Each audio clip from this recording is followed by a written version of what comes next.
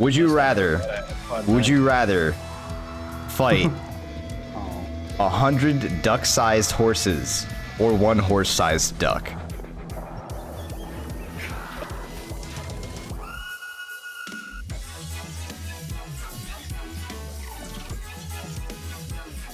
All right, dudes, we're live. Welcome to the Easy Company Podcast, episode 5.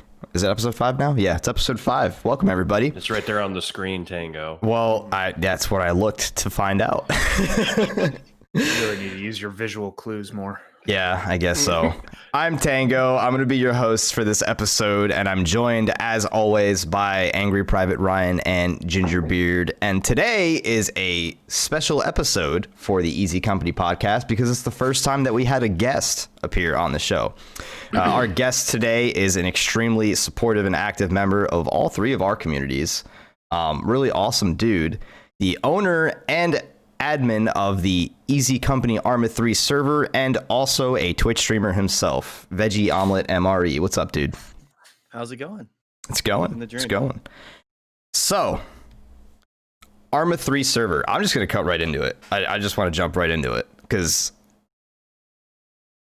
So I brought this up in last episodes, like in prior episodes, but it's more relevant now. I didn't play Arma 3 for like probably close to 2 years, right? Like maybe even more than that. I don't know. It's been a really long time, but I had it in my library, and it was one of those games that like you don't ever uninstall because you're just like, I might play it again. It's a really big like download size, because with all the mods and everything. Although these days, like huge games are kind of normal, but that was definitely a 2018 problem. Yeah. So like Arma was always something I kept on my server because it used to be a really big game in comparison to all the others, and I was just like, I don't want to reinstall it when when I want to play it again. But I finally pulled the trigger on it, and I was just like, I'm not gonna freaking play this anymore. And I shit you not, the next day, Ginger's like, dude, Veggie's got an Arma 3 server. He's got like a Vietnam scenario. It's fucking awesome. You gotta come join us. I'm just like, damn it, dude. Like I literally just had a conversation with myself not even 2 days ago, talking about how I wasn't going to play this anymore, and now you guys are playing it. So wasn't that like 2 podcast episodes ago when something you guys like that talked about that? It was like yeah, Ginger got me back into it, and I'm like, dangerous. And we've been playing it like religiously ever since. Is the crazy thing is I'm having more fun with Arma 3 now than I think I've ever have in my entire life, which has been really awesome. But like What made you just decide you're going to start an Arma 3 server again out of nowhere? Like, were you thinking about Arma for a while, or was it just like a spur of the moment, like, hey? Yeah. So my buddy Chris, a lot of you have met playing Phasmophobia and a few other games. He just messaged me on Facebook and was like, hey, I want an Arma 3 server again, because we used to have one a really long time ago. And now he doesn't even play on the server, which I find funny. I know. For like the first few weeks. And then So hold on. So Ginger is not the culprit here. We've traced it back to patient 0. It's Chris who doesn't even play anymore. So yes. That's a typical Ginger move right there.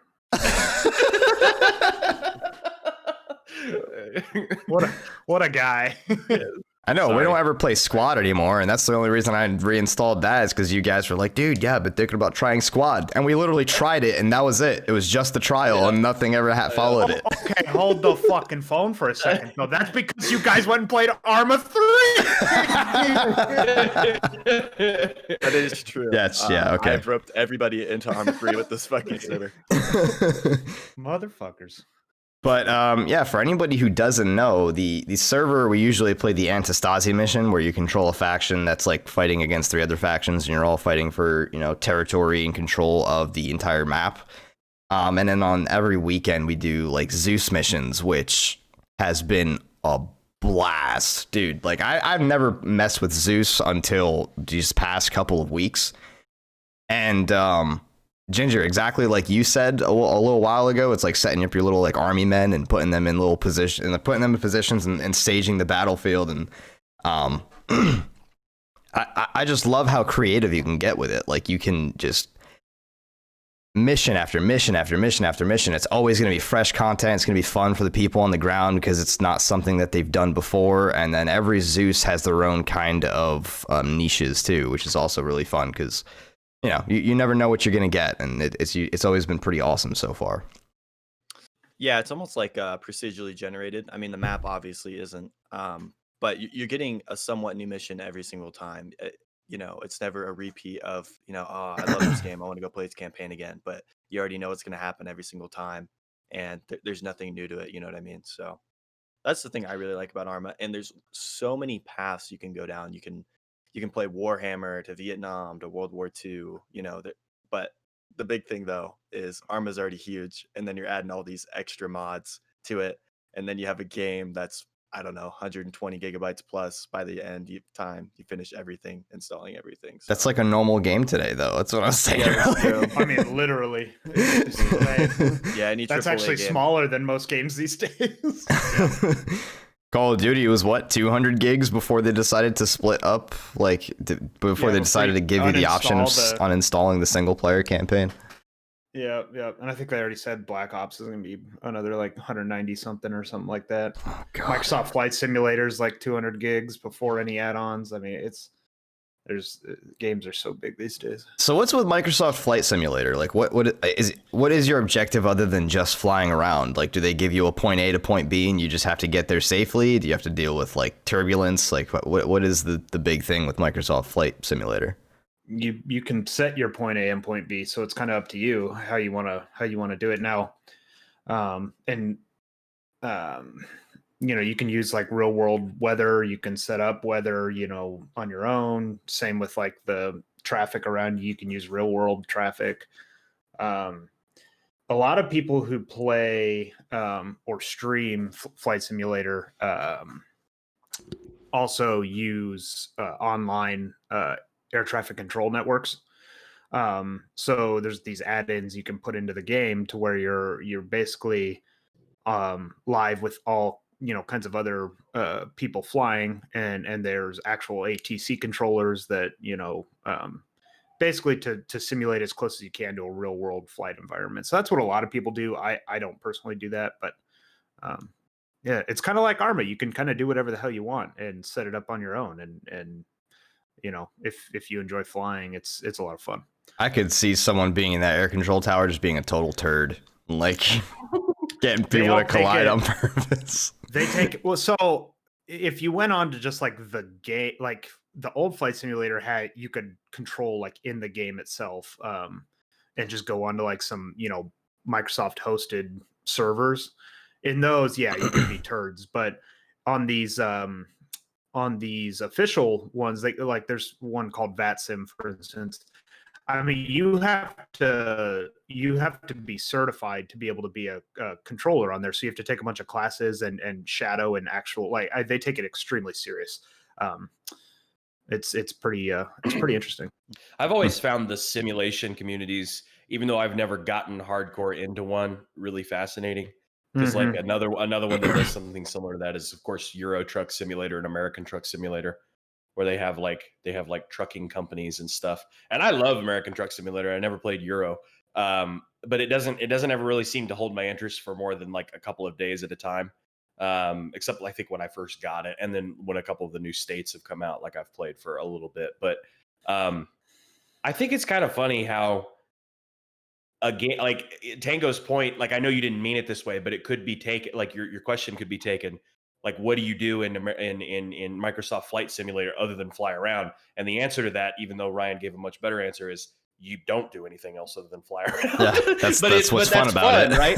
Yeah, exactly. It's like what's fun about it, and that's exactly what's fun about it. Like American Trucks, I like the Microsoft Flight Simulators. I don't have the new one, but American Truck is just like that's all. You're just driving on the highway. It's just it's just a driving simulator. But I've had some of the most fun, even though it doesn't sustain my attention for very long. But I've had some of the most fun just popping on a podcast and driving a fucking 18-wheeler down down the highway. I mean, it's stupid, but I don't know. I don't really know where I'm going with that, other than that I think that's fascinating that you don't like. Is it a game really? I mean, I guess it is. Yeah. Or is it just It's a something simulator? else, though, I think. So what Yeah. happens when you crash into a car? You got to like fill out a whole report. Is there paperwork? No, you just get fined and you just go along your way. I've fucking like jackknifed Keep my whole moving. shit. Yeah, I've jackknifed my whole shit, like and just crashed, and you just keep going down. You lose revenue for damaged Yeah. goods, though. You do Yeah. that, so Mhm. you And know sometimes it's you have, like- financially irresponsible to be driving like a jackass. Sometimes you got like fragile cargo and stuff like that. Is that what it So- is that makes it so fun though? Is like seeing how much money that you can make, because there's so many games that like are a very slow grind and still makes it fun, because I guess the money is like a progression of it shows the progression of like, this is what I've accomplished, in playing this game. I've made X amount of dollars. Or is it just like, I just enjoy driving around the countryside and I think it's a bit of both. I enjoyed that kind of economic progression, especially in like Truck Simulator, where you have your own company and you can like buy additional trucks and hire drivers to drive for you. So like you're gaining money while even you yourself are not driving and whatnot. So it does give you kind of a goal to work towards. But for the most part, when I've played that, I think I've been playing it just to be driving on the countryside, and they do really cool. Like the regions are really neat. Like I bought, like the New Mexico state pack or whatever, and you can drive through the state of New Mexico, and I point out, I'm like, oh hey, there's that that place that I know from growing up, and really? Is it like real freaking roadways and stuff? Yeah. Oh, yeah. What? Oh, okay, that is pretty cool. They added Oregon and Washington, so you guys could go. God, I would not want to drive around Washington, dude. So Be stuck on I-5 for like hours.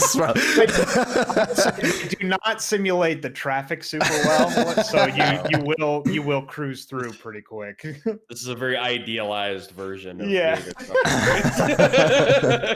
trucker. You can even drink while you're driving.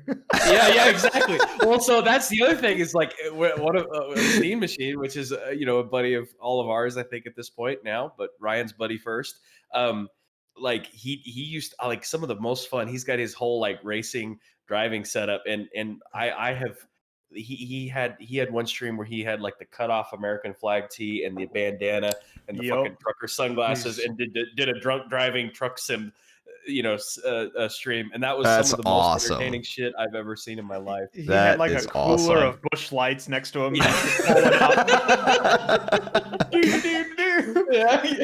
I would like to have watched that stream from the beginning to like the end to see the progression of like just worse and worse driving with each brewery cracks open. Oh, there's some fantastic clips of him like accidentally getting off the highway at 70 miles an hour. Like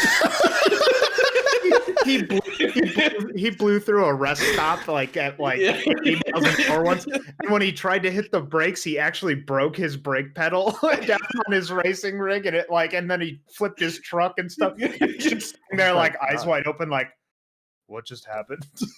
Yeah, well, I'll go dig that up for you, Tango. That is amazing. Oh, dude. I feel like that's how you would make the most of it, though.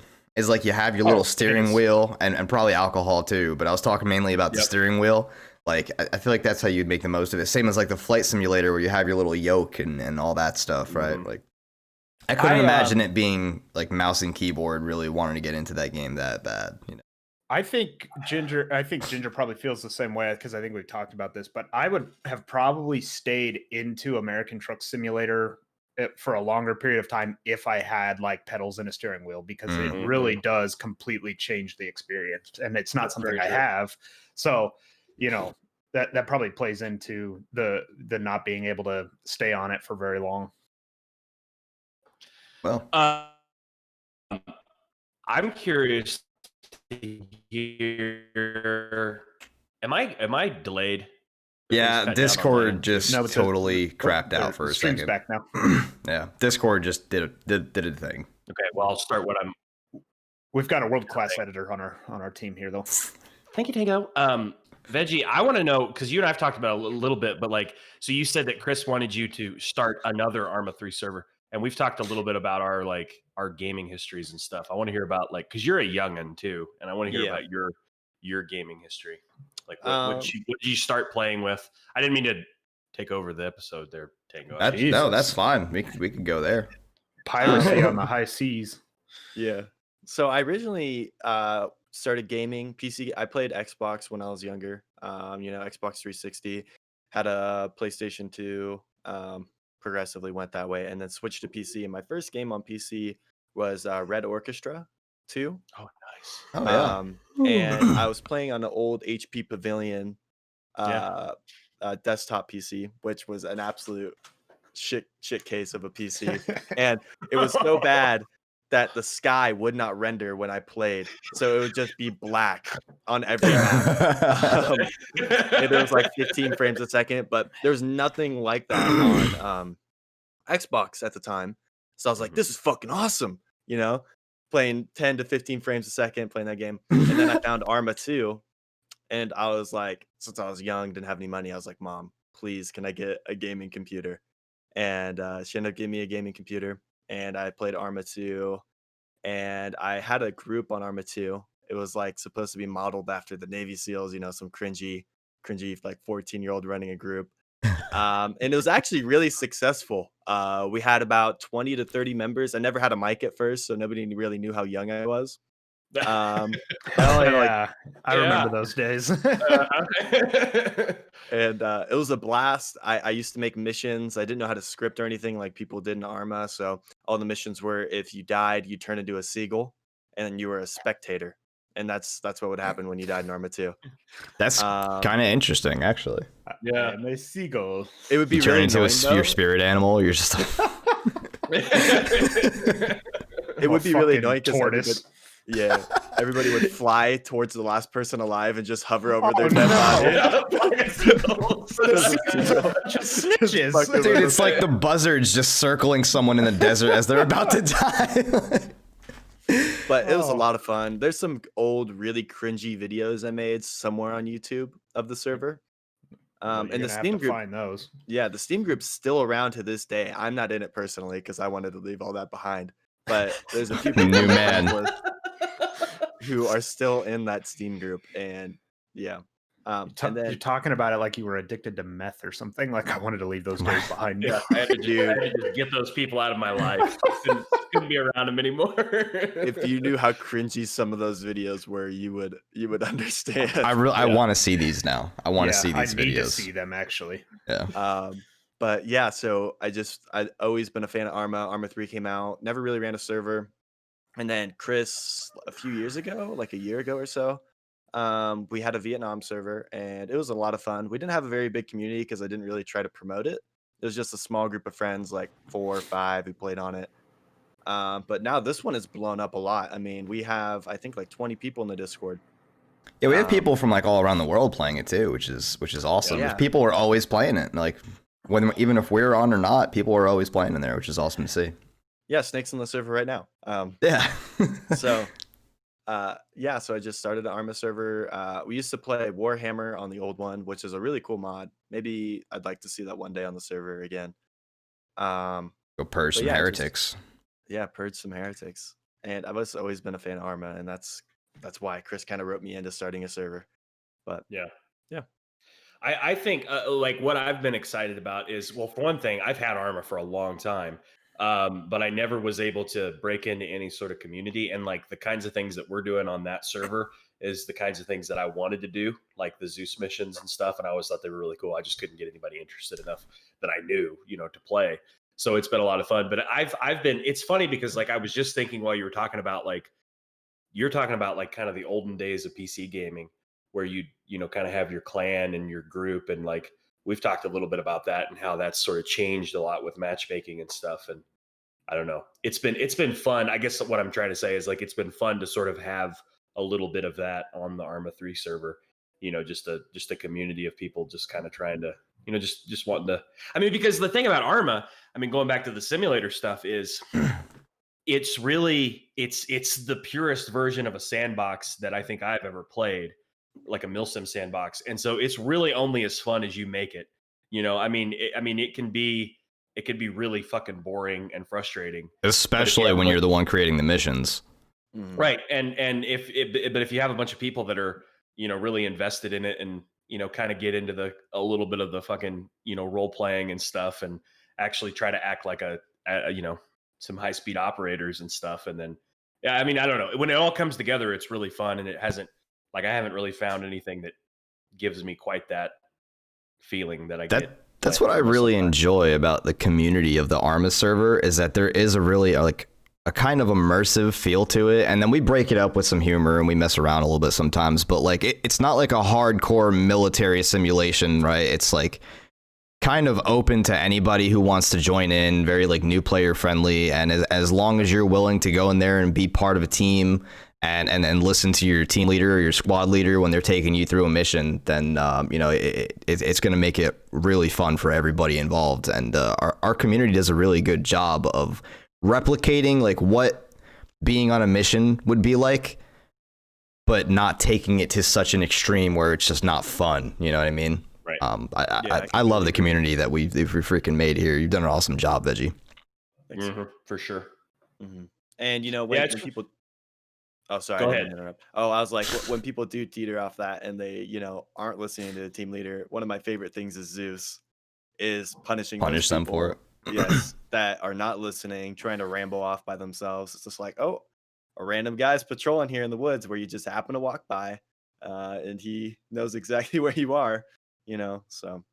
We should just make them do push-ups. Like, oh, you don't want to be a part of your squad? Do some fucking push-ups, and then I don't know. We'll teleport you back, or I don't know. I don't know. I thought you said it wasn't a hardcore military simulator.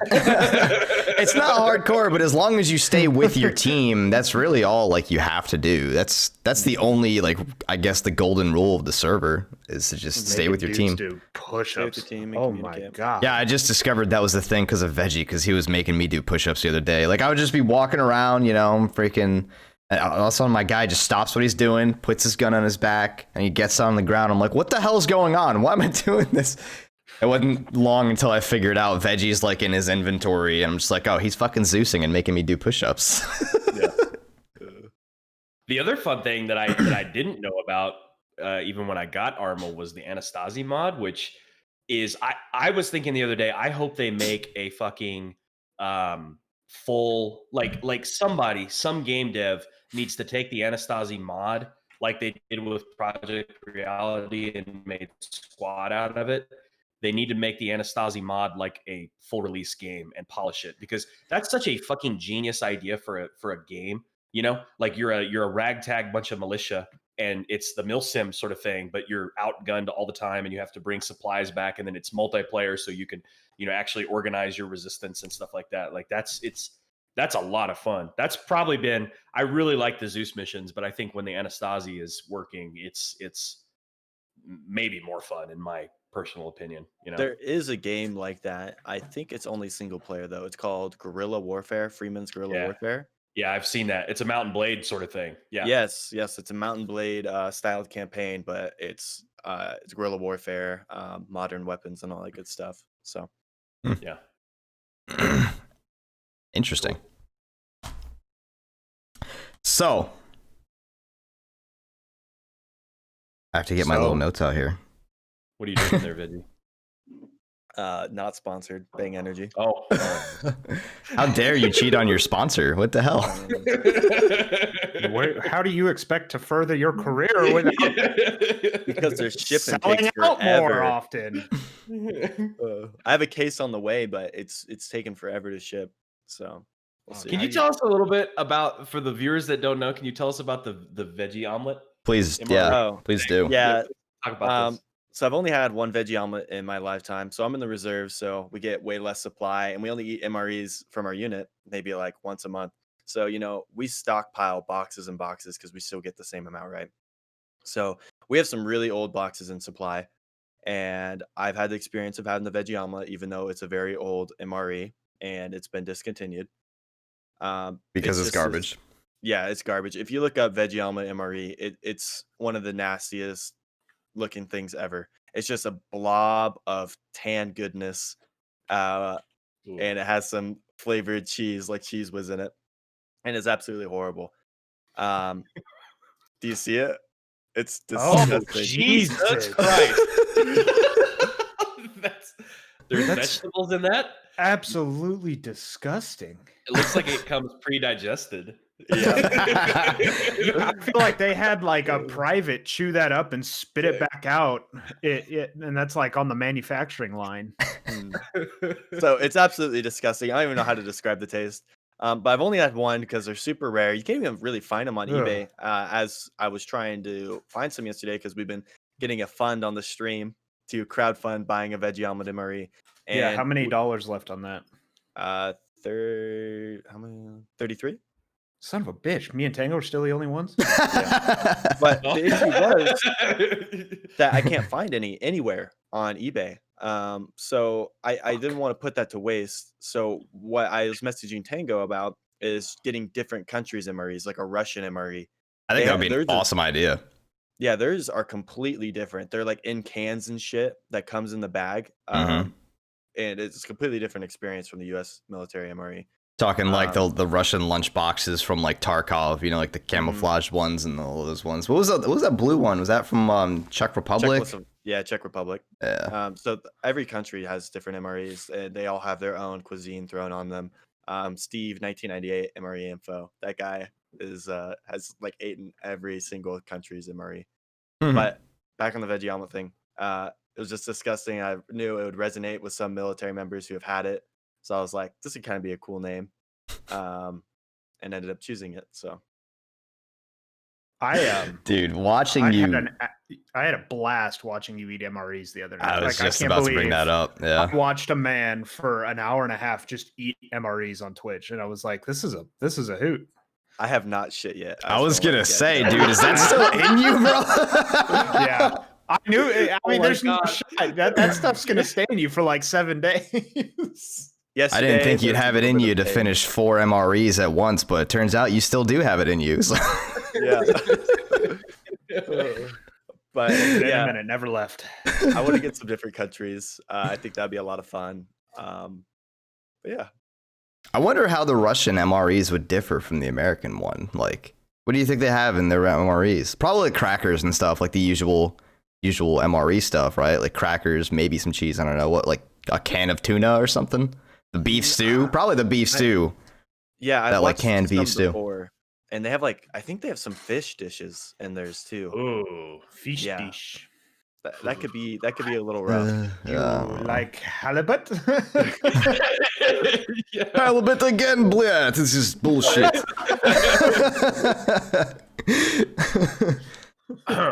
But yeah, dude, that was like 7,000 calories and like, fuck, I don't know how long it took you. That was pretty nuts. An hour and a half. It was still got a few items left over.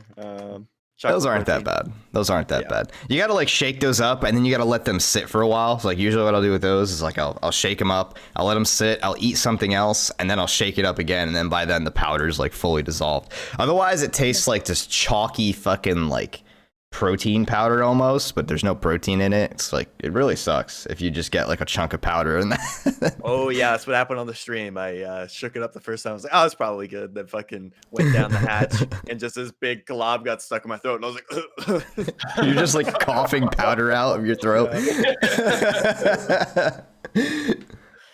that was a lot of fun. That was a lot of fun to do. I definitely want to do that again. Yeah, I wanted to talk a little bit about Beyond the Wire. Because, like, what do you guys think of that? Do you guys feel like there's a future in that game? Or do you think, like, it's just, yeah, it was fun for a few days, but now we're moving on?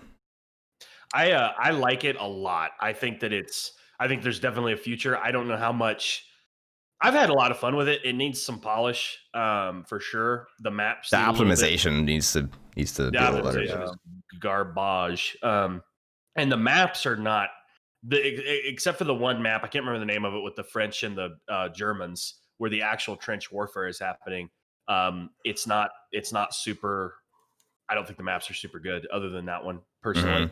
I hate night maps. I fucking hate night maps in multiplayer games like that because you can't see shit. And dude, Rising Storm Vietnam was awful at night. Oh yeah. I think that it's built on this. I can't remember the engine, but it's built on the same engine that Squad's built on, and Postscriptum, of course, is built on. Yes. I think at this point I have played so many hours on that engine that it's a little bit tough for me to get excited about any anything that's sort of just like that. And it's also like when you build something on that engine, I've noticed that they really try to make it about the like teamwork and cohesion and the comms and stuff. And you kind of, it's really hard to get a good server where people are actually talking and being strategic. Like Postscriptum, I never found a Postscriptum server where people work together like they did in Squad. Never once. And this one I feel like is going to be the same way. But it's a little weird even having a squad radio chat, because during that time period, like nobody had a fucking radio unless you were like, you know, taking charge of a team or a squad or whatever. Yeah, me and you were completely talking about that. We're like, there should only be local chat in this game. There's no reason why. If anything, maybe the squad leaders get a radio and that's it. Yeah. But like everybody else, like that's a reason for you and your squad to stick together, is because you can't communicate at long distances like that. I don't know. I did have a lot of fun with it though. I think. Yeah. Oh, sorry. It was like lagging behind. Also, you're talking about Rising Storm 2 Vietnam. There is a squad Vietnam coming out. I don't know if you guys saw that. No. It just got released a few days ago, and they're supposed to have closed testing within these, or before 2020 ends, they said. So coming up pretty soon. Really? Like the actual game Squad, but Vietnam? Or is it just on that engine? No, I think it's actually Squad Vietnam. Is what the title was. So that could be a lot of fun. That could be kind of really fucking interesting. If it's fucking not hard enough to see people already, well, there you go. Your answers are freaking prayed. Oh, hell yeah. Your answers are go into a jungle and not know where I'm getting shot from. That's cool. I was gonna say the thing about Postscriptum though was how like the community of the game is actually hilarious. Like I remember like Veggie and I were like fighting through this trench, and him and I were just bullshitting about something, and there's this guy who gets shot and he's on the ground fucking screaming for like a whole just minute and a half. Guys on the ground, everyone's like, what the fuck is going on? Is this guy all right? Like, what? And Veggie's like sitting there bandaging him, and he's just like, and then as soon as he gets up, just fine. He's like, oh, thanks. It surely got everybody's attention. Everybody in that area, bro, was like, are you okay? You need help? Screaming. Like, this guy's neighbors must have fucking hated him, bro. Holy. But there's a lot of like weird, quirky people that kind of play that game, and like I think the community is just absolutely hilarious, because there's a lot of like really funny moments on like that just bumping into random people that are just being dumb, and it's funny. It's awesome. That's like the best thing about a game is its community. It might not even be the best game, but if it has a rockin' community, dude, like that's what makes it worth going back to. I just think that I think it's Unity that those things are built on. That engine, when they try to emulate like what Squad did, it like the most fun I had on Squad, most of my hours in Squad were spent on the Squad Ops server, because I got whitelisted with those guys. I used to do some One Life events with them back when I first built my computer, and their servers were always good because somebody was pretty much always leading squads that knew what they were doing, and you were up against people that knew what they were doing, and it got really fun and tactical and stuff. I never found that in Postscriptum, unfortunately. And then, Beyond the Wire, it's a little bit more compact too, like the map. So there's not as much of the like fire and maneuver stuff. The bayonet charges are fun. That's cool. Bayonet charges are great. Yeah. There's also a lot of explosions. I think we talked about that last time we played. Like, not artillery explosions. It's not quite the World War I experience I would expect. I mean, there are a lot of like, I'm not sure. My World War I history is not great, but I'm pretty sure rifle grenades were not a huge thing during World War I. And in that game, they're pretty. Well, yeah. There's the Grenadier, and the assault class gets like 4,000 grenades per life too. Yeah. So yeah. I feel like sometimes it's kind of tough though, because it's World War I weapons. Like, what do you have? You have bolt actions and like. I don't know what other shit they really had back then. I'm of the opinion, I mean, bolt action was about it. They had like machine gun nests and stuff, but you didn't have a designated machine gunner in your squad. I think like I've never, except for like Verdun and is it Verdun, whatever that game is. Verdun, yeah. And then Verdansk, and then the other one, I can't. The other one that they made on those same developers, the World War I one, Tannenberg. Yeah, those were fun, and they really focused on just World War I weapons. I think bolt action rifle combat in modern shooters is a lot of fun. So much fun. I used to play a lot of the Call of Duty 1, and the real hardcore Call of Duty 1 servers were the ones where you were just, I can't remember the map, but it was just Russians v Germans and just Kar 98s and Mosins, and that shit was a lot of fun. It's satisfying, dude. Like one shot, one kill, rack that freaking thing back, and just like, got him, dude. Yeah. Like, I spent so much time in Call of Duty 2 multiplayer on bolts only servers. It was so much fun. Yeah. I don't know. I get a little frustrated when they add like a bunch of explosions and automatic weapons to World War I games. It's like, no, that's not what I want. Trench warfare. I want gas. I want fucking hand-to-hand combat. And they do that in Beyond the Wire. Like the hand-to-hand stuff is pretty fun. I hope it gets a little more polished and becomes a little bit more part of the game. But it's still really early in its lifespan, so who knows? Other people probably talking about the same problems that we are, and hopefully the devs will take that into consideration when they're updating their game for the future. Yep. Ryan, what's going on with your computer, dude? My computer feels a lot like how I'm feeling today, I think, hungover. But my computer feels it all the time, apparently. I don't know, man. It's kind of funny. I think it was last podcast episode, maybe, or the one before that. I don't remember. We're only 5 in and they all blend together. But we were talking about how it can be really frustrating as a streamer when you're having, difficulties or technically and whatnot. And not being able to control like what's going on with your stream at times. And so I'm unfortunately in a one of those loops right now in a pretty bad way. So I don't know. Basically what had happened was it was I think a week ago today. I was trying to do my Sunday stream, and my stream just dropped all frames. Like I just could not push anything to Twitch. It wasn't getting better with time. I'd had that issue once before where I just could not get anything to a Twitch server, but it lasted that one time and then I'd never had it again. And this time, so I called the stream off last Sunday, and then I was working from home on Monday, so I was kind of dinking around on my stream, seeing if it was just a one-day thing, and I couldn't get anything to a Twitch server. The next day it was just dropping frames like there was no tomorrow.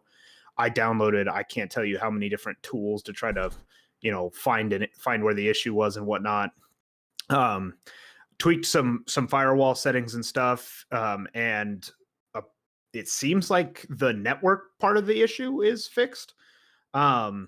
I basically what was happening was, even though my overall internet speeds were not dropping at all, I was getting like 35 meg up and 1,000 meg down. My bandwidth to the Twitch servers, I downloaded this tool that actually measures your bandwidth to specific Twitch servers. My bandwidth to the Twitch servers was just tanking, even though my overall internet was not tanking.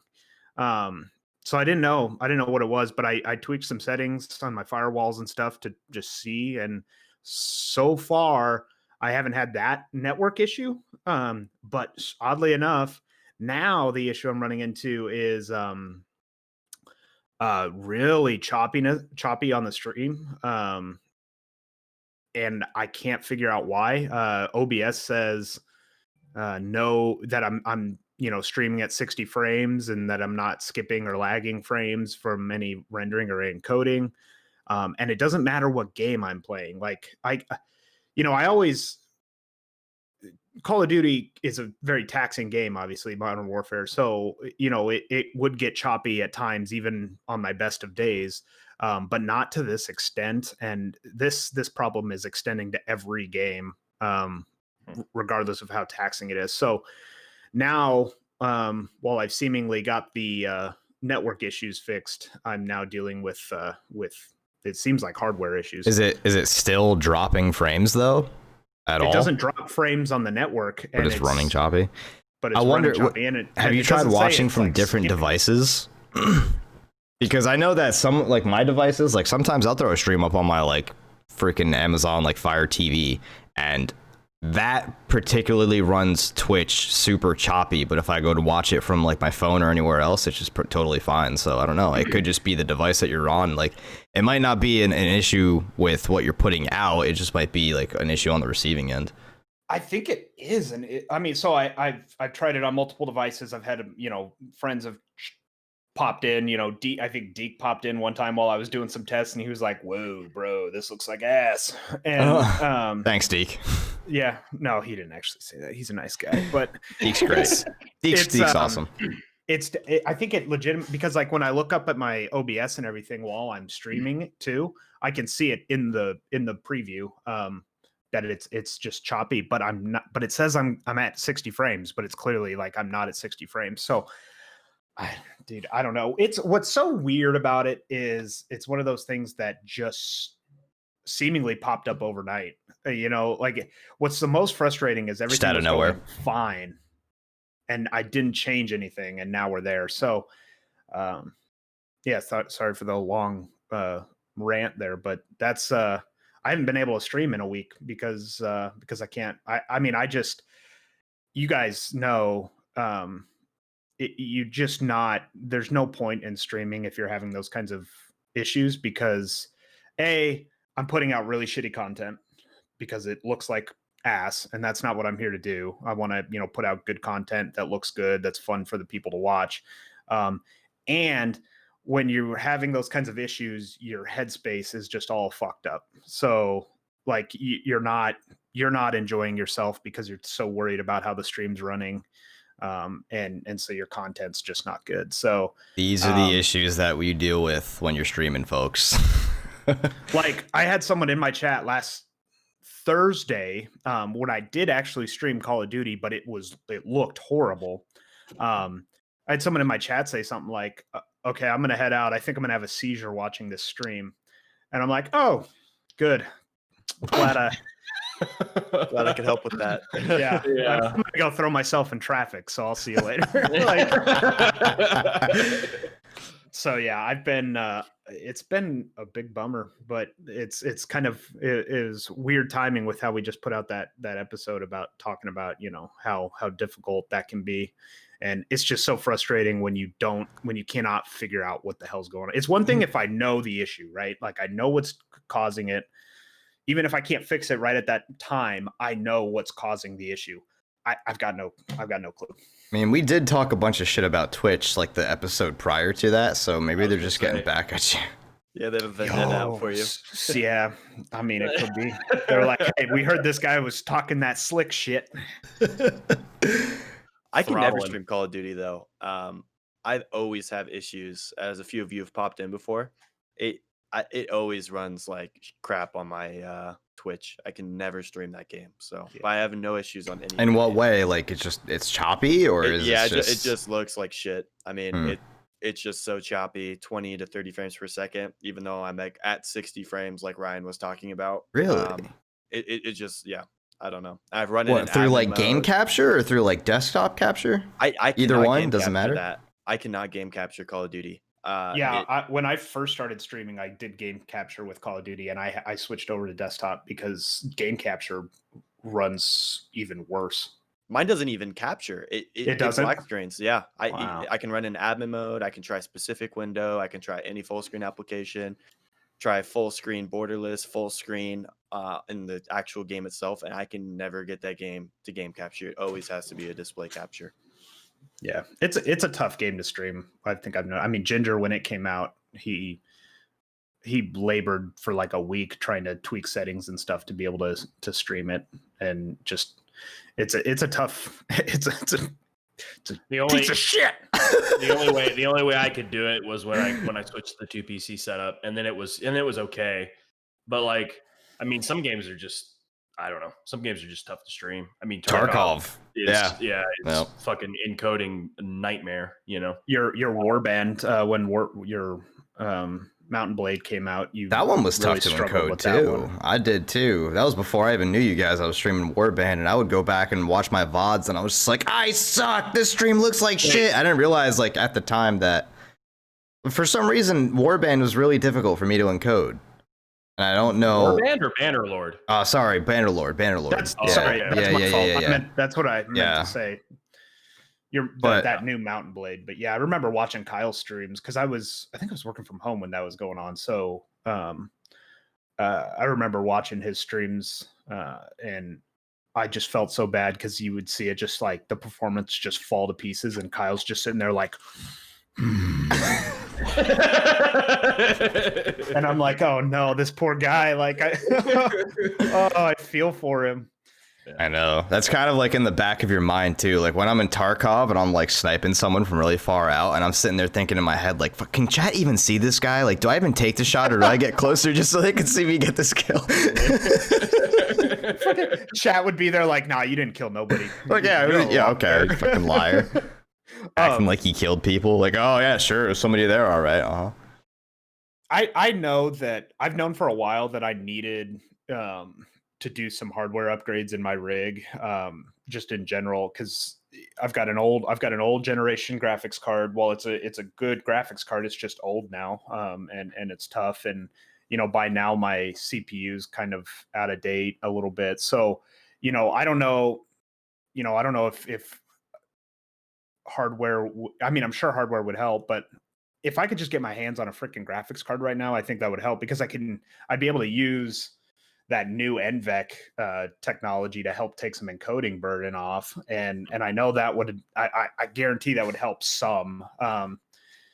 So if you see EVGA come into any stock and I haven't already found it, just shoot me that text message, because I need one. Dude, the big thing about upgrading your PC is like you're just like, it's a lot of money. I don't know if I should do it, but you never regret it ever. Once you pull the trigger, you get that new piece of hardware in your tower, and you're just like, this is the best decision I've ever made. There's never a time you regret. I am the minute I part. find one in stock, I'm buying a graphics card. Like, yeah, my brother is having the same issue. I think like the new consoles that are even coming out now are like really difficult to freaking find. Like they're out of stock everywhere. There's such a high demand for them. Yeah, I can't wait for the new AMD 5 series chips. As soon as those drop, I'm going to try to grab one, because that's where I'm bottlenecking at right now. Everything else is fine, but when my CPU melted in my last tower, I went with a little bit more budget of a chip, and it's time to AMD. upgrade. Have you seen the stats compared to Intel? It has blown the Intel chips out of the water. Bro, get your Dude, stats and facts out of here, bro.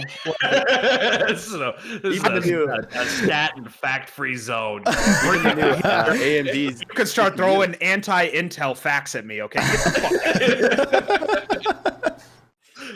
I was an Intel guy forever, and then that Intel CPU melted when my water block failed. I was like, AMD, I can get more bang for my buck. And now even their GPUs are super comparable to the new NVIDIA series that just dropped. So I don't know if you guys have seen the stats on those too. But I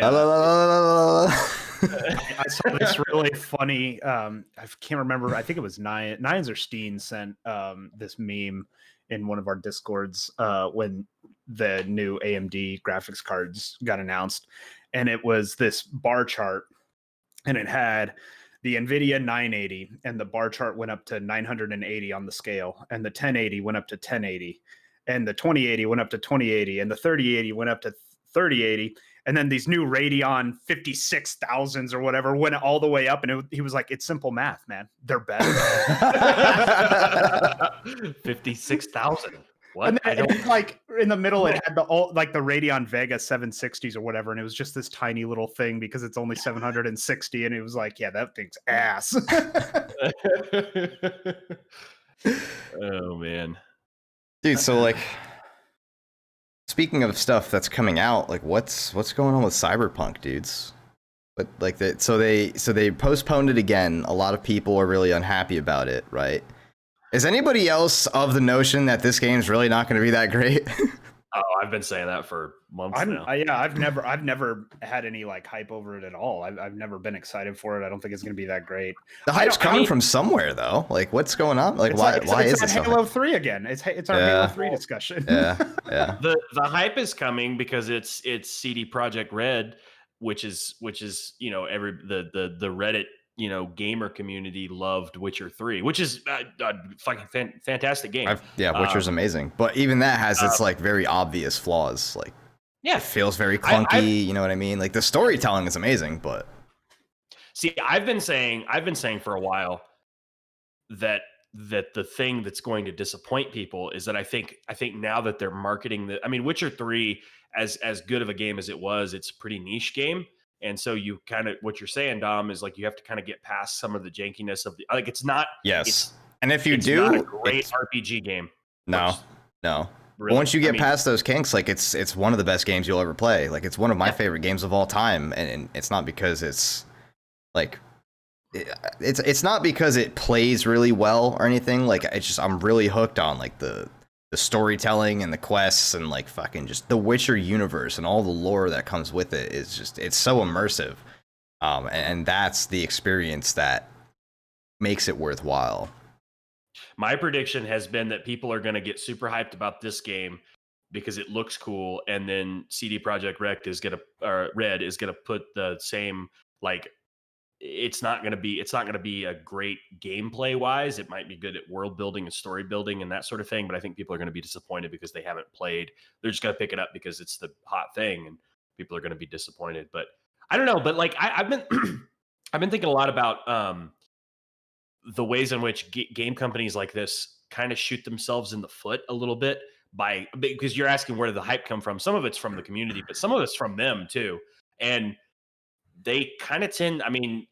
Developers like this that have a breakout game like Witcher 3, I feel like it's a pattern I've seen a couple of times where they tend to do this, where they like overhype something and kind of overpromise and end up disappointing a lot of people. It fucking happened with Halo and Microsoft. Yeah. Which, by the way, anybody that sends a game developer a death threat or any of those sorts of things because your game is delayed a month, like you really need to get a fucking life. You need to check yourself. Like, not excusing that at all, but on the other hand, I don't know. I hate this fucking hype machine that we've built in the gaming world. Go ahead. I was going to say there's this just taking this specific instance out, just thinking broadly. There's also this, and I don't know how many times has Cyberpunk been delayed now. Like 3, I think. Okay. Yeah, I think around 3. Three's you've kind of fucked up one too many times at that point, in my opinion. But there's also this like overarching tug of war around either putting out a game that is polished and ready to roll at launch, but maybe is not on the timeline that the gaming universe wants. And then and then you see games that get absolutely reamed for putting a game out on schedule, but there's a lot of quirks and bugs and issues with it, right? So like the same people a lot of the times who are bashing game developers for pushing back a release date are the same ones who are going to bash them if they hold schedule and put out a ship product. So you can't have your cake and eat it too. But caveat saying you as a developer, if you've delayed 3 times, you got some problems likely. So, you just, that's a little ridiculous, but it's this like stupid tug, like, so Microsoft Flight Simulator had a schedule that they were going to release summer of this year. They stuck to it. They put it out, and there was a lot of issues because they rushed it, but they stuck to their release date schedule. And there was a lot of bugs. It was not really well polished on drop. They've done very well to continue to update it and make it better every single week, which I'm very pleased about. But, they got a lot of flack about pushing to a schedule and putting out a bad product at launch. So you gotta kind of find that balance, I feel like. I think that The community is going to be the biggest downfall of this game, and I don't think the game's going to fail. It's not like it's not going to fail. It's going to be a very successful game, and I'm sure it's going to be very good and very fun to play. But the problem with the community expecting it to be the most amazing game ever is that it's going to be a great game, but it's not going to be the most amazing game ever. Like, how do you define that even? Game, yeah, like you can't. This quest for a perfect game is you will inherently ruin the game by trying to have a perfect game. Yes, because if you put your expectations all the way up here and the game isn't like, and the game is maybe just even below that, like, people aren't going to accept anything less than what their expectations are, which is this supposedly perfect game. And as soon as the game is not perfect, which it's not going to be because nothing is perfect, right? It's not possible. People are going to be fucking sending more like death threats and they're going to be all pissed off and all this because they want a perfect game. And that, I just don't see how, I don't see how you could get that perfect game. It's too overhyped. Overhype ruins game launches. But I think the game is going to be very successful overall. But I think it's going to have a very sloppy launch because, of course, the game is going to have its bugs like every game does when it first releases. Because, like, the dev's internal build, right, is different than, like, what ends up getting put out once the game finally releases. So they can't fix all of those problems before the game releases. There's going to be some kinks, some bugs that they're going to have to kind of iron out. But people aren't expecting a buggy game. They're expecting the best fucking game ever that they've ever played in their life, and they're expecting, because it's CD Projekt Red, and they're gonna produce this like amazing work of art that is not gonna have any flaws. But that's also the fault of the, going back to what we were saying though, that's also the fault of the marketing team, like hyping it up as the best thing fucking ever. That's their job though, isn't it? That's I was gonna say, isn't that their job? You as a marketing team, that is the whole point, is to hype, spread the word, get people excited about it, get them to want to buy it. Honestly, if I was on the dev team, I wouldn't be worried about it, because the game is very like hyped right now, and even if the game isn't meeting everyone's expectations, they're still gonna play it. You know what I mean? Yeah. And I think that overall the impression of the game is going to be positive. It's just going to be a very rough launch. That's what I think. Yeah. And that's, I mean, there are plenty of extremely successful games that had really bad launches. That's, you'll be fine. Yeah. I think one of the games that was super hyped up and actually delivered on almost every front was Red Dead Redemption 2. Oh, that yes. That game, I remember, like, the hype over that game was unreal. Because it's Red Dead. Yeah. I agree. Hang on. If you bring this. Nope. They didn't take it to PC. No, I'm not. That was where I was going. Go ahead. Okay, then go ahead.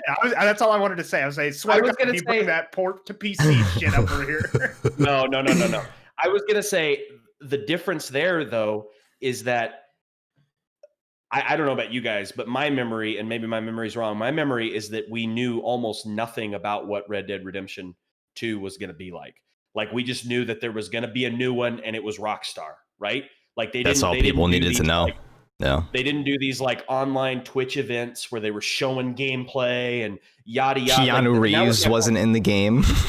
Exactly. Right? Like, and that's my point.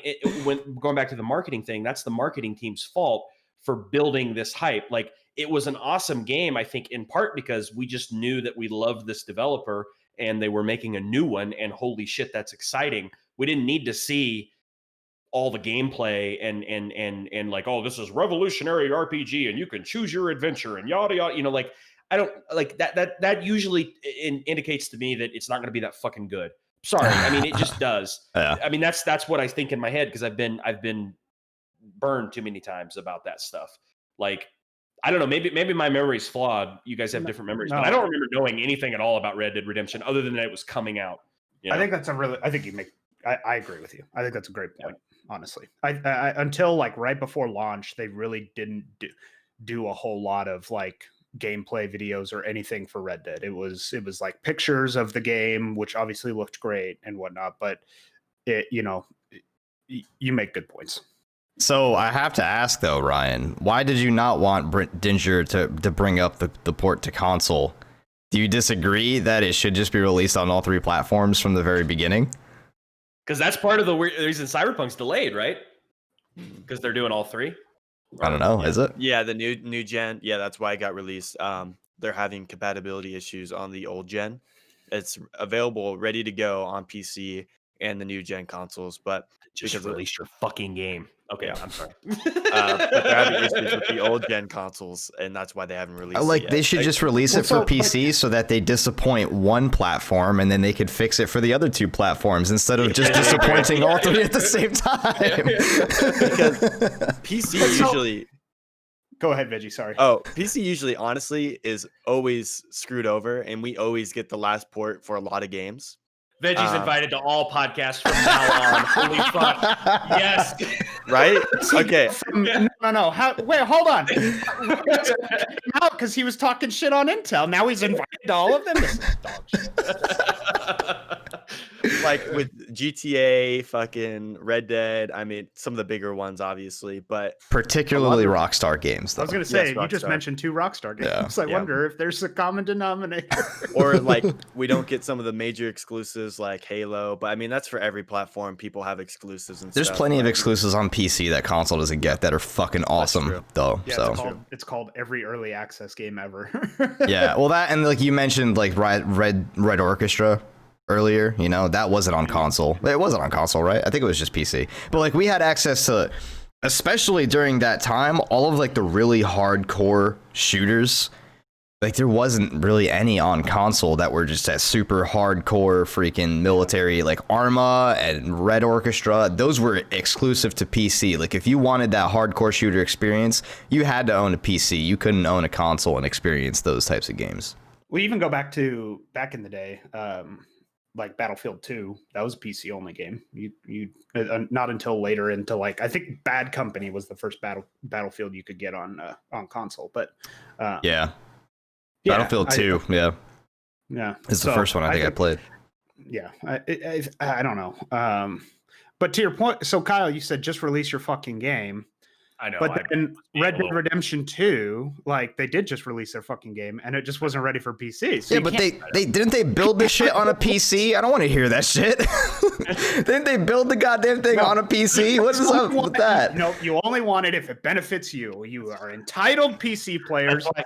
How dare you? So long is why do you think I'm a PC player? Xbox controllers. That's why it takes them so long. Oh my god! No, I was making a joke. I you know, I don't really give a fuck one way or the other about Cyberpunk at this point. I mean, I'll play it probably at some point if my computer can run it. I don't even know if that's you know that. Yeah, we have no idea what that's gonna look like yet. I don't think I will play it. I literally could not care less about this game, honestly. Are you even a big like RPG guy to begin with, though? I love think RPGs, but I'm very particular on the RPGs I play, and that is just it's not my. That's not like my. What what are some RPGs that you? I'm Elder Scrolls RPGs. Like Elder Scrolls, yeah, we've talked about that before. Big Elder Scrolls fan. Back in the day, I was hard into World of Warcraft too, but that's MMOs, kind of different, I guess. But no, I'm just very particular on the RPGs I do play. But when I get into an RPG, I'm all in, baby. But we were talking about how like the leveling system of Oblivion is ass. So what was it about RPG? What was it about like the Elder Scrolls RPGs that you liked? Was it just like the lore and the world? The lore, and I felt like they did extremely well to immerse you. I felt very immersed in the world, and that's what I loved about it. CD Projekt Red's good at immersion, though. But I don't. Maybe it's the setting or some, the time period. I don't. It's not something everyone's that really like a cyborg and weird shit. Yeah, and so I'm strangely enough, I'm an individual who does not like science fiction, futuristic, weird shit like that. It just doesn't interest me. And so I feel like I'm just not interested in being immersed in that world that they're coming out with. So I'm just, you never played Mass Effect, have you? No, it wasn't my style as well. Okay. And I get it. It was a objectively incredible RPG game, and that's all the power to it. I just never had the interest to play it. Veggie, are you an RPG dude? Do you? Oh yeah. I've loved the Fallout series games. Oh, there you go. Yeah, another one that I love. Yeah, I just want them to make a Fallout New Vegas 2. That is the only thing I want from them is a Fallout New Vegas 2. That's my by far favorite Fallout game. But yeah, I like RPGs. I'm kind of drawing a blank right now. Fallout's probably my number one when it comes to like RPGs, but Are you specifically into like the action RPG kind of stuff? Like, yeah, mainly. I mean, Skyrim's not bad. I like Skyrim and Elder Scrolls, but I definitely like RPG where guns are involved and like that time of anything where guns are involved in its RPG. I like that time period setting. I remember the first RPG I ever played in my life ever was Baldur's Gate Dark Alliance on PS2. Like my brother and I would play the co-op on that, and that was the game that made me fall in love with RPGs. And it was like that very, I want to, if I remember right, it was kind of like an isometric style, like dungeon crawler. So Dark Alliance 1 and 2, I played religiously, and I've fallen in love with just the RPG genre since then. And like, I haven't played Baldur's Gate 3 yet, like the new one that just came out. I gotta get on that. But it is that, and like Wasteland also. Wasteland 3 is out too, and I haven't even freaking played that yet. I had it installed, and I think I just uninstalled it to make room for Squad that we played one time. So I think I'm salty about Squad. yeah, I don't know. I like, do I uninstall it now? Like if I uninstall Squad, you guys can be like, hey, you guys want to do Squad this week? I'm gonna be like, fuck, god damn it. We're back on this again? No, Veggie's going. Probably. Our guest is yeah. speaking, guys. Yeah, RPGs, Stalker 2. I know probably you all heard of that. Yes. I am super excited for Stalker 2. I That's another huge RPG game. completely forgot about that, dude. Yeah, Stalker is gonna be amazing. I could like. It probably is gonna be amazing. See, I'm super hyped for it, but I feel like I know what to expect, because if it's anything like the first three, I will be more than happy. I would be more than happy. Talk about immersive, atmospheric, freaking, like, you know what's weird though? What really drove me crazy was that the charging handle on the AK was on the wrong side. On which game was that? I think it's on almost all of them. It drives me nuts, dude. Like, why is that a thing? Yeah, it's the newest one, and it's like that. So, in any case, talk about immersive, atmospheric, and you know what really I think makes that game so immersive is like they really nailed the lighting down. Lighting is so important visually for immersion. You can have not the best graphics, like that game has very dated graphics, but if you can master lighting, even with old, outdated, or even just bad textures overall, you will create a super atmospheric, immersive game that is going to be fucking awesome. If you can just get that one quality right, it'll make the immersion of the game, like, it's just a fucking...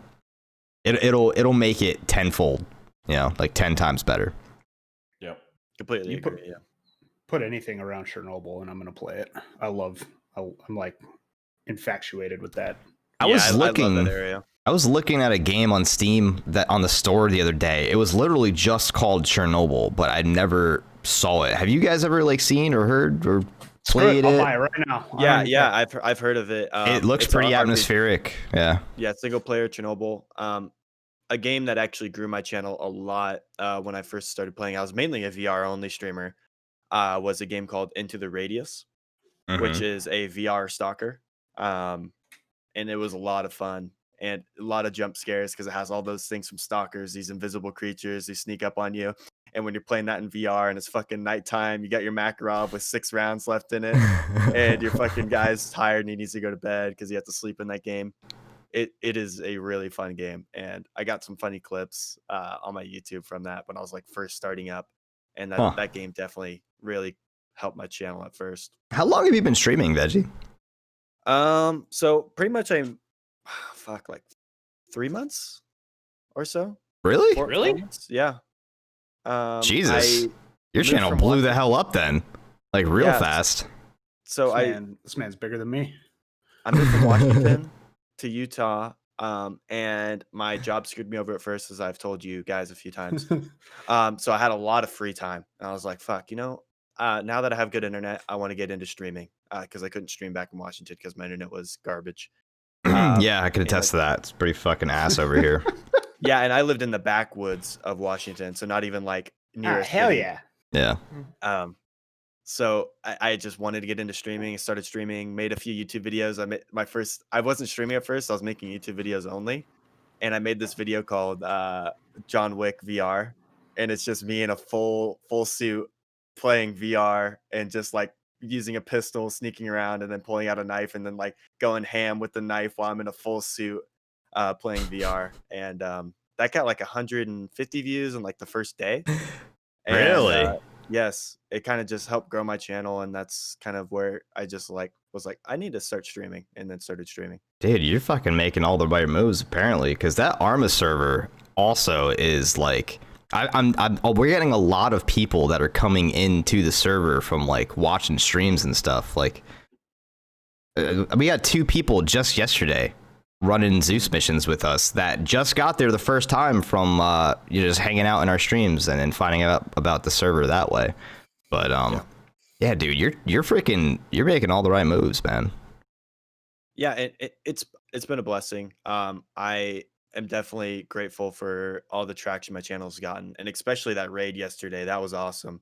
Completely unexpected. It was like at the 6th hour of my stream. It was getting super late and I was super tired. And I was like, fuck, I want to end the stream, but I just got raided with 60 people.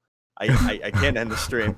You got raided with 60 people yesterday? Yes, Yeah, Lance Corporal Leroux, who is a Damn. YouTuber with 100,000 subscribers and like 40K on his What thing. a Just baller. I just just decided to started raid me. watching his videos, Lance Corporal Leroux. I started watching his YouTube videos yesterday of the Zeus mission that he creates, and his style of Zeusing is very similar to like what's on our server. I never like knew how, because there's a couple different ways that you could Zeus, right? There is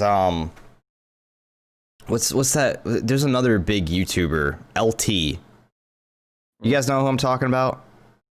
No, The I mainly watch, abbreviation like, is Soviet LT. Womble. Okay. Well, there is another big YouTuber who his style of Zeusing is that he will place all of the units on the battlefield way before the mission. So he'll spend like a good chunk of time setting up a mission, and whatever units he places down on the map, that's all he has available to use against the Blue 4 players for the entire like mission. So he won't spawn in new units typically. He will create his army, and then the Blue 4 has their army. He gives the Blue 4 objectives, and then he moves his own units around. Whereas our style of Zeusing on the server is you create a mission, right? And then the team goes and tackles that objective, but along the way we're kind of spawning in units and we're creating little scenarios that makes it look fun for them on the way to their objective. You know what I mean? So there's different ways that you could do it. And Lance Corporal Leroux, I think, is like the latter, kind of like we are from what I've seen, because he has like a whole story, a really in-depth story, the way we do it when he briefs his guys on what their mission is. I don't know. I just found a lot of similarities. I thought that was really interesting because I'd never watched his videos before. Yeah. Yeah. Veggie, I wanted to ask you this question, and actually everybody feel free to chime in because I feel like I might have asked this question before, and this is going nowhere that you think it's going. I'm just going to tell you right now. Okay. Baby. Would you rather fight Oh. 100 duck-sized horses or 1 horse-sized duck? Oh, Jesus. One horse-sized duck. A horse-sized duck, like a mallard. Dude, You know? think about it. How big that. So so the mouth to body proportions on a duck already has a pretty big mouth. It's not enlarged to the size of a horse. That's gonna be a big duck mouth. Probably like right? a really dense neck, you know? Like, I don't know. I mean, aren't like ostriches like some of the most lethal animals in the world? I don't know. Are they? They're like just evolved fucking dinosaurs. Yeah, I mean, I'm pretty sure. Birds are fucked, man. Birds are mean. I can't, yeah. If you had said a horse-sized Canadian goose, then my answer would be different, because Canadian geese are the worst fucking animals on this planet. They're A aggressive. duck, I think I could take down that horse-sized duck, but One if it was a horse-sized duck. goose, if it was a goose, it'd be a different answer. Wait, Yeah, so I don't what is know. the- what It's is the tough. horse weigh? I don't know, man. Look it up. 'Cause I don't What's the know. horse I weigh? think an adult horse is anywhere from 840 to 2,200 pounds. 2,200-pound duck. 22. I don't know, man. I Think don't about know. the fucking feet, like the size of those feet. Woo! Yeah, you just fucking take your head off with one little. Probably still I has don't know, better feet but than him, bro. 100 duck-sized horses is nothing to Yeah. scoff at, too. Like, there's 100 of them. I'm of You the know? opinion that numbers will screw you over a lot more often than not, and so I don't know. You just get overwhelmed. That Well, what weapons do you have? Yeah, that's a good question.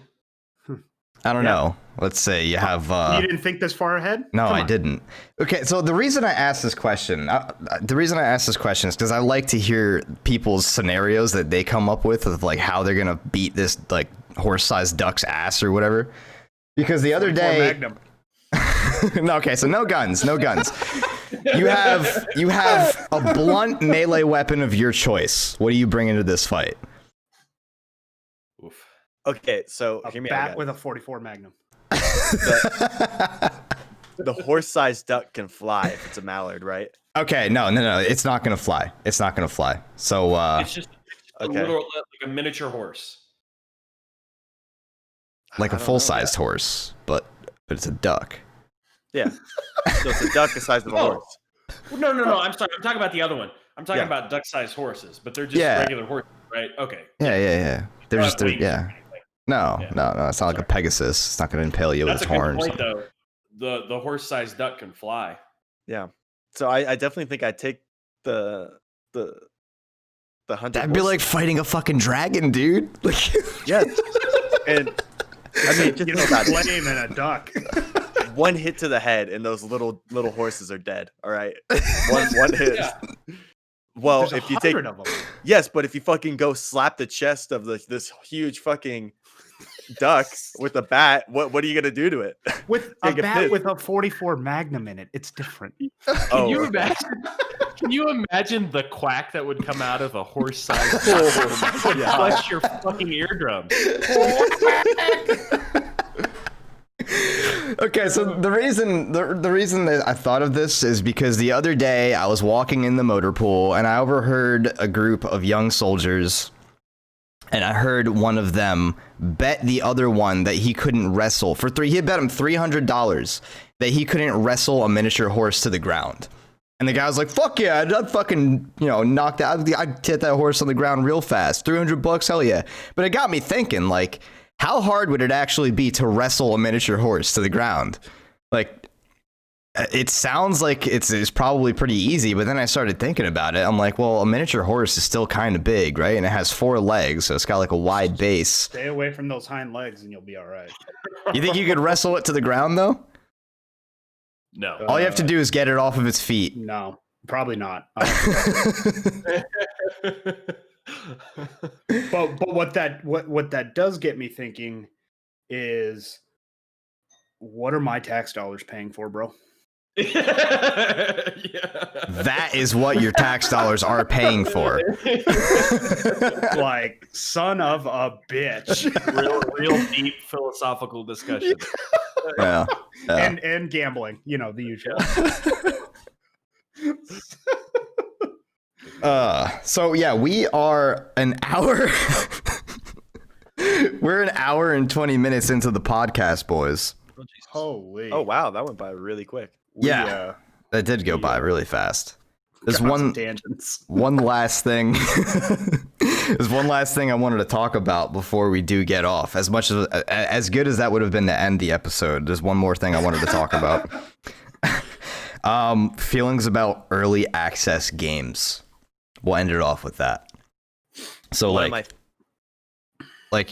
so early access never used to be a thing, right? Back in the day, you had a game that was released, and what they released is what you got. There was no online updating games or anything like that. I'm talking like PS2 days, you know what I mean? Like there was no patch updates. There was no, yeah, we'll fix it after it comes out. Like there used to be a whole job where people's jobs was to test video games and look for bugs. And because like once that game was released, there was no going back and fixing it. So do you think, do you think it's a good thing that we're able to release games on early access now? Do you think it's like an effective way? What are you guys' thoughts on it? It's one of my favorite tabs to go into on Steam. I love some of the stuff that you can find on early access. There's one game in particular that will forever be in my heart that is completely dead and will never come back. It is called H2O. And it was this game where there was multiple islands and it was like Rust. And you built bases. You could have a water base or a land base. And you would fly around and do aquatic raids on people and their bases because that's how you went around, and there was like sharks and stuff in the water. And it was an awesome game, and you could build your base up and you could scavenge parts to make like a 105 millimeter howitzer on top of your base to defend against people trying to raid you. And it was a blast, and it just died one day and never came back. And I'm forever sad about that game to this day. How much did you pay for it? $10. So I would say I got my fun out of it. Yeah, so, your money's worth. If you think about like this is how I always look at it. When you go to an amusement park, right? Spend like $25, $30 to have a fun day at an amusement park, and that's just one day.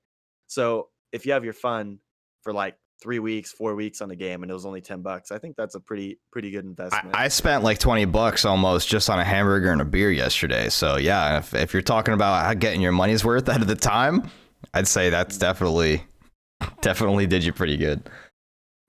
Yeah, I am all for early access. I think early access is a great thing in the gaming world. It opens the doors, so many doors when it comes to types of games that people make. You can really get into some, niche kind of genres and stuff that you previously couldn't get into because a AAA producer would never pick a game like that up. What I don't like about early access, though, is I feel that it is rampant of developers who take money for a game and never put anything back into it once they put it on early access. It never gets any better. They never go do anything. They release it on early access, get their $20 or $30, and they leave, and nothing ever gets back into the game. And it is absolutely rampant with that crap, and it pisses me off. There have been several instances where I've seen games go, start in early access, keep getting developed, and are now full release, and it's a great game and whatnot. So it's possible. I just feel like that rampantness of going into early access and then never getting any better, it drives me nuts. Has anybody played 7 Days to Die like recently? I love 7 Days to Die. Not recently, but like, I don't know, within the last year, let's say. Yeah. Kyle and I have quite a bit. Because I remember when I first picked up 7 Days to Die, it actually looked like Minecraft. Like everything was just blocks, all the hills were composed of like, I don't know, a 1 yard by 1 yard block. And that's literally, it was Minecraft with zombies. And like going back and looking at it now, that game has made like huge progress. Like you could tell that there was progress made from the first time that I played it versus if I came and played it now. You could tell that the development team actually took the money that they received from their early access game, put it back into the game, and kept on developing it and trying to make it better and better and better. I think that's a really good example of what an early access game should be. I also have seen, though, games that took money for their early access and ended up just flopping and never even got finished. I'm not talking about like, they released a half-assed version. I'm talking about they never got released at all. There's one game that comes to mind. I paid for a game. I don't remember how much I paid for it, but it was called The Dead Linger, right? And it was released in an early alpha state. I think the development team either mismanaged their money or maybe the development team broke up. But I remember in the news, because Steam has a little news section. In the news section, and it was always like this big roadmap, right? Like in the roadmap, like these are the things that we're going to do this month, and then they'd fall short of it. And like, okay, these are the things we're going to do this month, and then they'd fall short. And it was supposed to be an open world zombie survival game. You were supposed to be able to board up windows. You were supposed to be able to modify vehicles and put fucking armor on them. Like if you had like a board and a nail, you could like nail it to something. You know what I mean? You can make this up armored like RV or whatever. And it was all really exciting on the roadmap. And then one day, instead of a roadmap update coming out, the lead developer came out with this letter that basically said, we don't have the resources to finish this game. Like, we're sorry, this sucks. I don't have the time to do this. Thanks for everything. And I was like, the fuck, that's it? Like that, what? So I've seen it be absolutely disastrous too. I guess they have the wherewithal to do a letter. I've seen games that just the developer literally stops supporting it. They don't even tell anyone. Code Hatch. Yeah. Code Hatch, big one. Did you guys ever play Reign of Kings? I have not, but I know about it. I know they did it with 3 games now, where they were huge, blown up. And they just said, we're done. They got their money and they just completely stopped. And they still are on the Steam Marketplace this day. I just pulled up the page right now. And it's on sale to lure people to get it for another 24 hours right now. Steam needs to take that shit out of there. But they literally, I mean, how many? This game has over 13K or 12K reviews. So, I mean, for reviews wise, that's pretty high for early access game. Are they all negative reviews? It's mixed right now, actually. It used to be mostly negative. But I remember this. Reign of Kings, yes. Yeah, what a piece of shit. And then they had another one that was set in space. I forgot it was. And then they just released another one that's Native Americans versus like Westerners coming over. Wait, I've seen. Is that the one? Is it called like This Is Our Land? Something like that. It's made by Code Hatch. I've seen that. It's on my wish list, I think, actually. It looked kind of interesting. That's Code Hatch, though? No, it's called Heat. Sorry. Okay, never mind. Yes, it's called Heat. It's made by Code Hatch. They also made another game. I forgot what it was called. But yeah, they just pick up their products and they abandon them. And you can see it's on the same engine and everything. Did these guys make... There's only been ever one that I ever got burned on. And I can't even remember what the game was named. I'll find it here. So I'm gonna play devil's advocate just a little bit.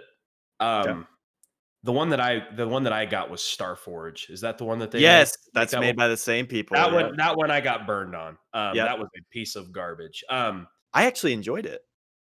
Really? I could never get into it. I think I would agree with that it's rampant. A lot more. Like 4 or 5 years ago, or maybe even shorter, like 3 years ago. I think nowadays there's not a whole lot of like, I mean, I guess my thing is like that happens, but like a game developer just not being able to finish a game, like they cancel a game, like that happens all the time in big developers. We just don't hear about it, right? Well, because we haven't paid money for it, though. Well, I agree. I understand where you're coming from, but I'm just remember saying, that Silent Hill PT game that was supposed to come out and never did. Yeah. That's an example. That's a good example. You're absolutely right. You're absolutely right that they shouldn't take people's money and then not. I mean, I don't know. I guess I would play a little bit of devil's advocate. Like things happen and we don't know what happened. I agree. Of straight up fraud for sure. That Code Hatch developer is 3 times in a row. You can't 3 times in a row for doing that. I mean, they should. Yeah.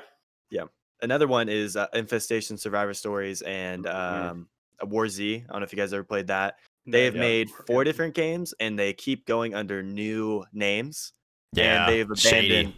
Yes, they've abandoned 4 of them, and they actually ended up selling Infestation Survivor Stories to this person who was a hacker. That's the reason why that game fell apart, was because of hackers.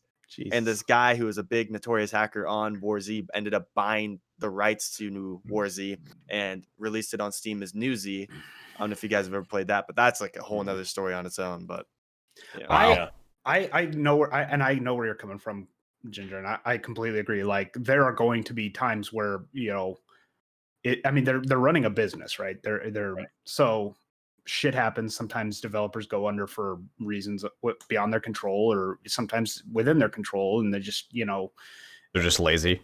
I get it. And I don't know where I was going with that, but I think I agree with what you're saying. No, yeah, and I don't disagree with anything you guys are saying either. I guess I just like, I would rather have that be a problem and have the innovation and the fun shit that you can get out of early access. I mean, have you guys ever met like a really, and I don't count myself in this category at all, but someone who's actually like a creative, artistic person, like in real life, like whether they paint or they make music or whatever they do? Have you guys ever met somebody like that? Yeah, They're absolutely. a fucking disaster. Like all the time. Like, a real creative genius is a fucking disaster. They're like, you walk into their house and they're like, there's shit everywhere. Like, but out of that fucking chaos comes really, really good stuff. And I think that the same can sort of be said for early access. Like it's madness, right? I mean, and I will say again, I will play devil's advocate against myself a little bit anti-early access. Going back to what I said about Cyberpunk being like over promising and hyping things up, that happens all the goddamn time in the early access community, and they need to stop doing that. That being said, I would rather have that sort of environment rather than the gaming industry be monopolized by a bunch of AAA developers who, in my opinion, are mostly putting out some of the most uninteresting games in the video game sphere, with some exceptions. Of course, that's a generalization, but I think the real innovation is coming from these like Space Haven is a good example, something that I played really recently. Like literally just two brothers who didn't have a pot to piss in and they really like games like RimWorld and Dwarf Fortress and these real simulation type story building games. And they decided they built like this tech demo and I think they had two games that they released full release that didn't go anywhere. And then they hit on this idea and they release it on the Steam early access store, and then they blow up, right? And they get a bunch of money, and then they're making this game that's really fun. It still needs a lot of polish and everything, but like that sort of thing doesn't happen with, you know, the big game developers. And I would hate to see, I mean, I get the criticisms and they're valid criticisms, but I'm always like early access. I'm of the veggie camp where it's just like, I love it. I mean, I love going to the early access Steam store, you know. I still seen all the crazy ideas because exactly. with AAA, they really stay on not every company obviously, but they stay on a railroad path. They find something that works for them and they hammer that down. I mean, think about Call of Duty. Call of Duty, you know? Yeah. It's and like, but they have to, right? Like, because that's the realm they're in. They're publicly traded company. Yeah, they can't stray from it now. They would ruin them if they did. If they lose money, you know, they just can't. They don't have the flexibility, which is why I come back on the side of I am 100% for and love early access because it is ingenuity, it is innovative. It give the amount of games that we have the ability to play is always, it's just incredible. I'm all for it. Video game making is art, you know what I mean? And some people need to have that outlet to express their art where they otherwise wouldn't be able to. And I think it's definitely a good sacrifice to be able to take some of those games that don't make it just to be able to play some of the really creative and innovative games that do end up making it because, you know, a small independent developer or like a team of like 4 or 5 guys had this really awesome idea that they wanted to turn into a video game and that a lot of people get to enjoy now. You know what it's like? It's like movies.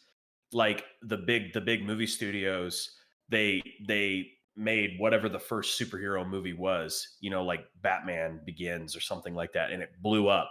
And then they say, "Oh, shit, we've got a formula that works, and so we're going to just we're going to beat this horse until it's a pulp, you know, and continue making money." And you can't blame them because people watch the movies. And by the way, if you like those sort of formulaic movies, I don't give a shit. They're not for me. And that's fine. Like, I think it's fine to like the AAA games and like the Assassin's Creed games or whatever it is, like the Ubisoft, like, you know, get the lookout point and then take over the outpost and fight the dudes and yada, yada, yada. That's fine. And all the cinematics and the really just like Class A animation, you know, and all that stuff. The immersion of walking through those cities. Right. Some people like to turn on a video game or turn on a movie, and they know what to expect, and it's exactly what they want, and yada yada. I mean, the sports games that we were talking about, like some people just like to turn on Madden, and nothing's fucking changed in 20 years, and it's the same Madden, and that's like there's nothing wrong with that. Yeah. But it just like I think there's room for both, and for me personally, it's not super interesting to have things just be super formulaic, but I'm just glad that it's the state of the industry personally. I do, and I also go back onto people who, and not any of you guys obviously, but like in the end, people give like Activisions and whatnot a bunch of shit because they're like, oh, they're just out there to make money. Yeah. Well, I yeah, mean, that's they're the a point. business. Yeah, everybody is. Like I hate that argument. They're like, oh, they're just out to make money. Yes. It's they some are. weird thing They nowadays, are a though, business. where like if Like- someone makes more money than you, or if they start a business to make money, that they're like some evil capitalist. It's like, well, what the fuck do you think the point of starting a business is? Like, you do what you love and you make money out of it. Like, what do I you just mean? don't, like if you don't like it, don't play it. But Yeah. like to Ginger's point, he's like, it's not my style, so I'm not gonna partake in it, and I'll move on with my life.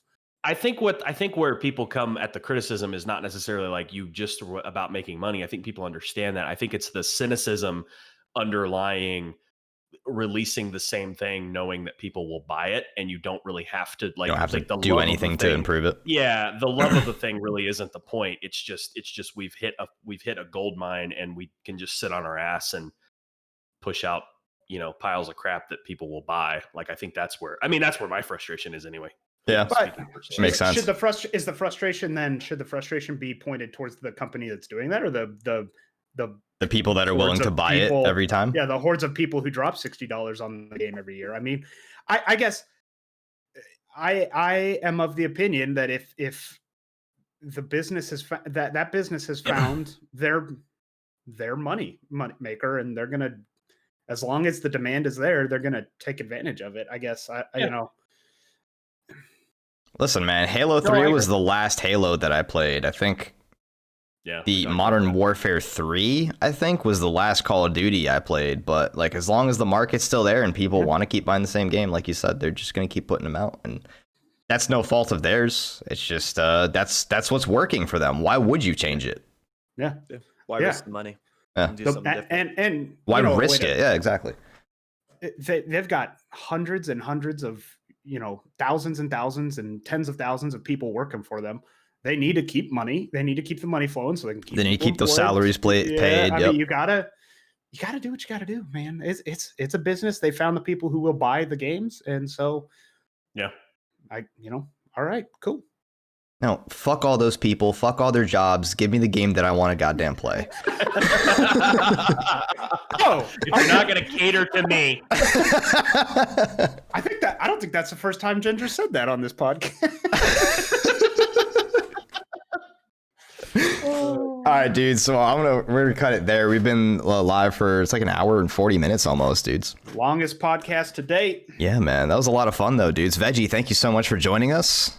I think when we were talking about like the first person to have on the podcast, we all unanimously agreed that you would be an awesome person to join the podcast. So we're glad you're here, man. Don't lump me into that. I didn't. I said no such things. I don't know what you're talking about. I knew this man was going to come in with his anti-Intel. I don't even hate Intel though. No, I do appreciate you coming on, Veggie. yeah, thanks, Veggie. It was It was a lot of fun, dudes. So our social media, so our Twitters and our Twitch links will be posted in the description below. We're also going to include the Easy Company Arma 3 server Discord link on the description of the video below too, so that you guys can come and hang out and see what the Arma 3 server is all about. So thank you guys so much for joining us. It's been fun as always, dudes, and we will catch you on the next one. Angloos Bros. Toodles.